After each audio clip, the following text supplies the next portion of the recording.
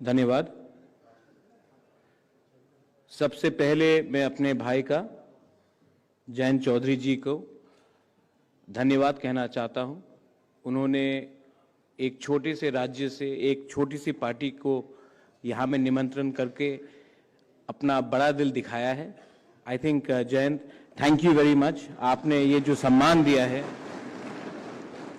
ये उसी विचारधारा से है कि आप जितने भी पिछड़े वर्ग से हो, कितनी भी छोटी जगह से हो, कितनी भी छोटे राज्य से हो, तभी भी आपका दर्जा सबके लिए एक ही है।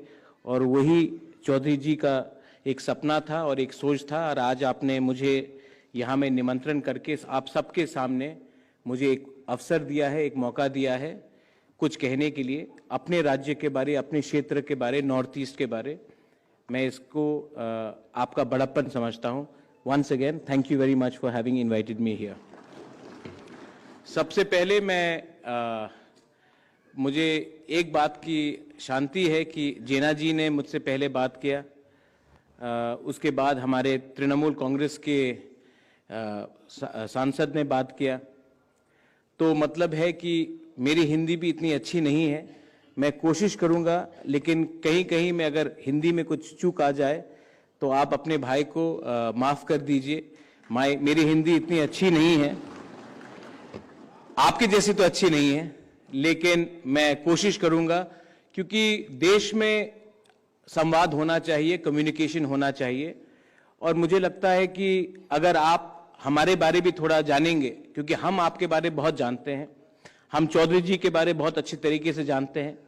शायद बहुत लोगों को ये बात का जानकारी भी नहीं होगा कि मेरे पिताजी मेंबर ऑफ पार्लियामेंट थे जब चौधरी जी देश के प्राइम मिनिस्टर थे 1979 में।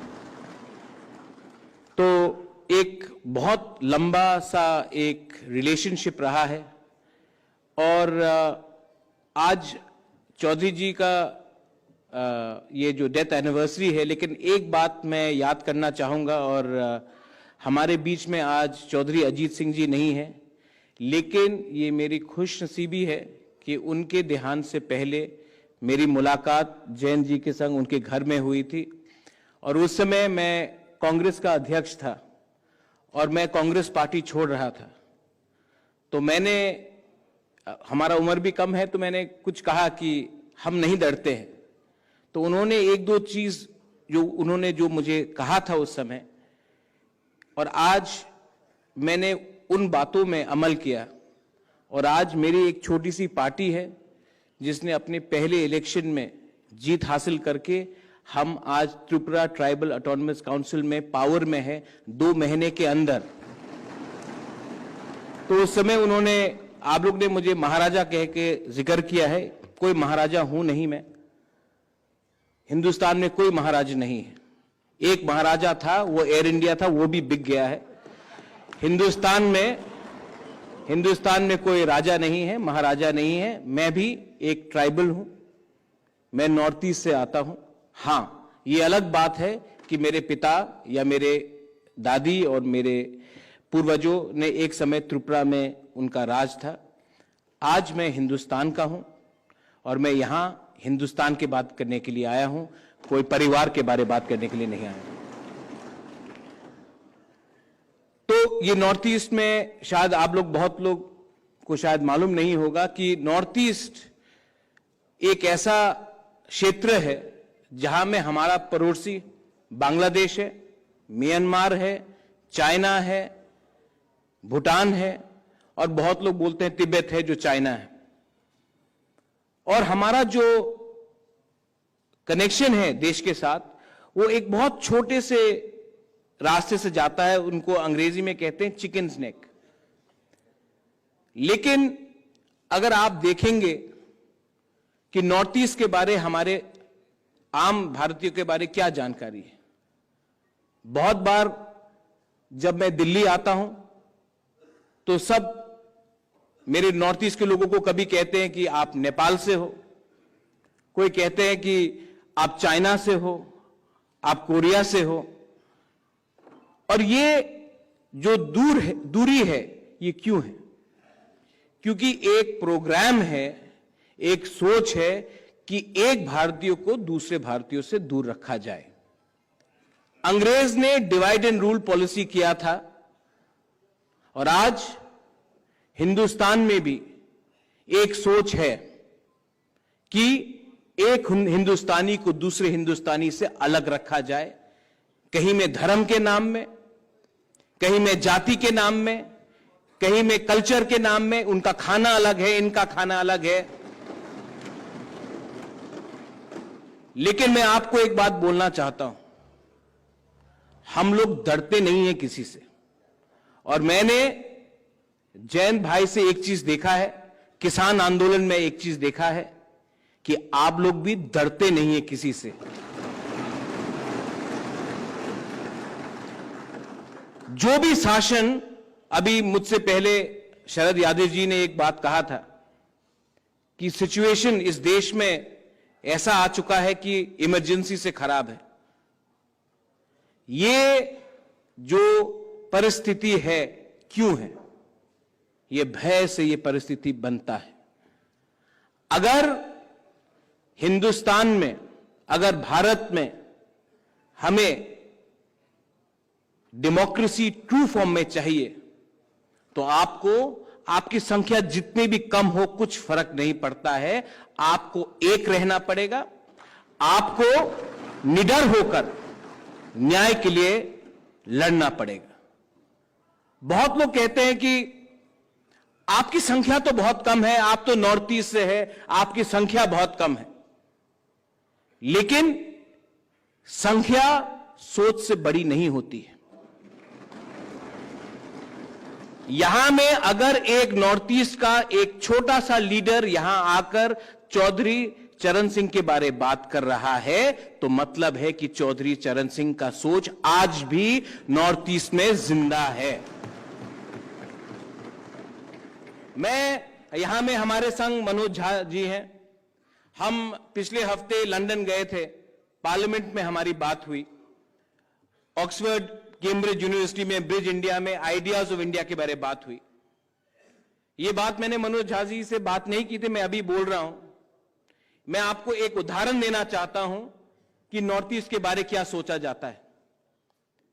मैं पार्लियामेंट में, हमारा एक भाषण था, जाने से पहले वहां में ब्रिटिश के एमपीज थे, हिंदुस्तान के बहुत एमपीज थे, डिग्नेटरीज थे। मैं अपना बात रखने जाने वाला था तो एक हाई कमीशन का एक ऑफिशियल आकर मुझे कहता है, प्रद्योत, हिंदुस्तान के खिलाफ कुछ मत कहना। तो मैंने कहा, भाई साहब क्यों? आप इतने लोग हैं यहां में, इस कमरे में, आपने मेरे पास आकर ही क्यों कहा कि हिंदुस्तान के खिलाफ कुछ मत कहो? तो वो चुप रहा। तो मैंने उनको बोला, आप जानते हैं कि मेरे दादी ने ही इंस्ट्रूमेंट ऑफ एक्सेशन में साइन कर कर हम हिंदुस्तान का एक अंग बने। आप मुझे ही क्यों टारगेट कर रहे हो? इस कमरे में तो बहुत लोग हैं। ये सोच है कि नॉर्थ ईस्ट का एक जनजाति ये सिर्फ वायलेंस से अपना बात रख सकता है, वो देश को मानता नहीं है। ये एक सोच है कि नॉर्थ ईस्ट का एक अनुसूचित जनजाति वायलेंस से ही अपना बात रखता है और देशद्रोही है। इस सोच को तोड़ने के लिए हमने बहुत संघर्ष किया है। और आज मैं यहां में आपको बोल सकता हूं कि हमारे ही राज्य से बहुत बड़े लीडर्स हैं जिन्होंने कहा था, अरे जाट का तो कोई सोच नहीं है, वो तो उनका दिमाग नहीं है, हमारे पास दिमाग है। ये सोच आज भी जिंदा है और इस सोच को तोड़ने के लिए, एक जंगल में बैठा हुआ जनजाति भी आपके साथ तैयार है। आप संघर्ष करो। आज हमारा भाषा खतरे में है। मैं हिंदी नहीं बोल सकता हूं, मेरी हिंदी इतनी अच्छी नहीं है।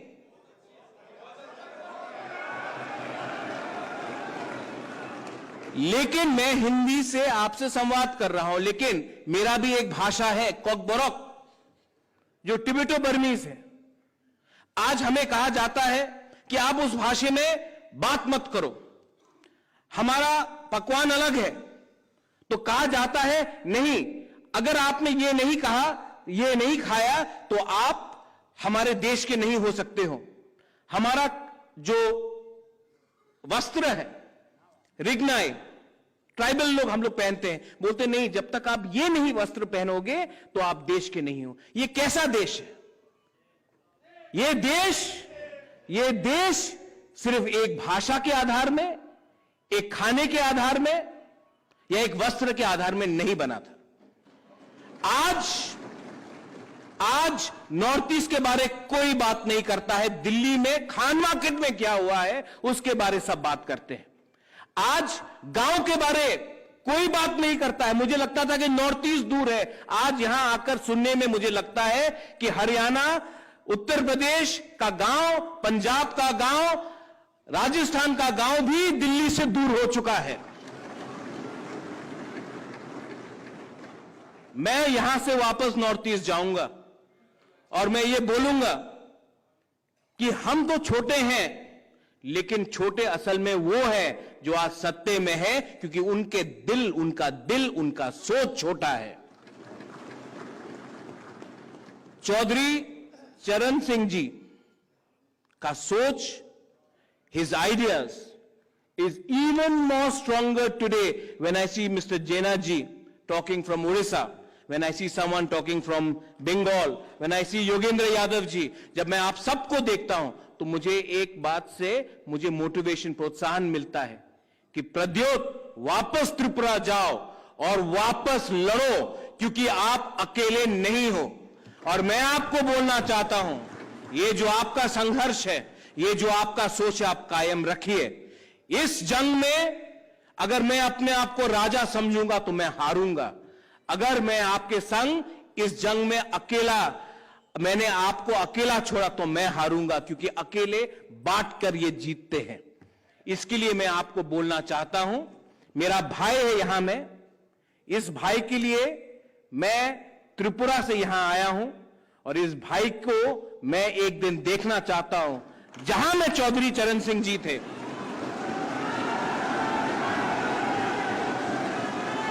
आज मैं आपको बोलना चाहता हूं कि किसान का बेटा इस देश का प्रधानमंत्री क्यों नहीं बन सकता?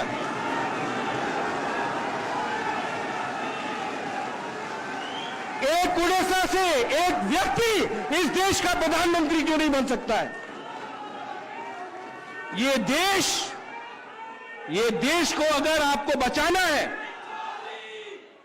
जयंत चौधरी, मुझे सुनाई नहीं दे पड़ा भाई।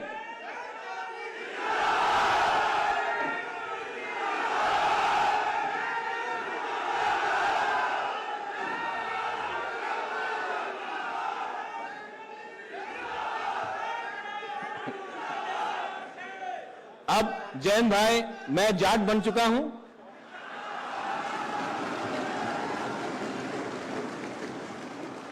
आप सबको भी मैं ट्राइबल बनाकर छोड़ूंगा।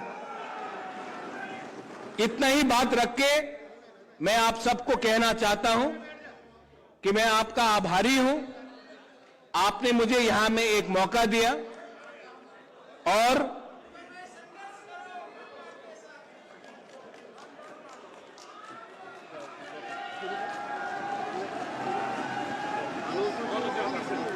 थोड़ी सी पिक्चर है, हरी पकड़िए से पकड़। वेरी वेल सेट सर, बहुत ही बढ़िया जी, बहुत बढ़िया, गजब, सारी महफिल गजब, बहुत बढ़िया। सोच रहे थे बाद में मिलेंगे, लेकिन take your number and will come to visit you.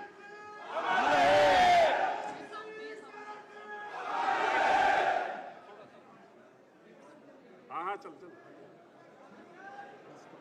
बस, बहुत बढ़िया, बहुत बढ़िया, very well set sir and will come to see you. Thank you. परिवार आपके साथ, आपसे मिलते हैं जी बात।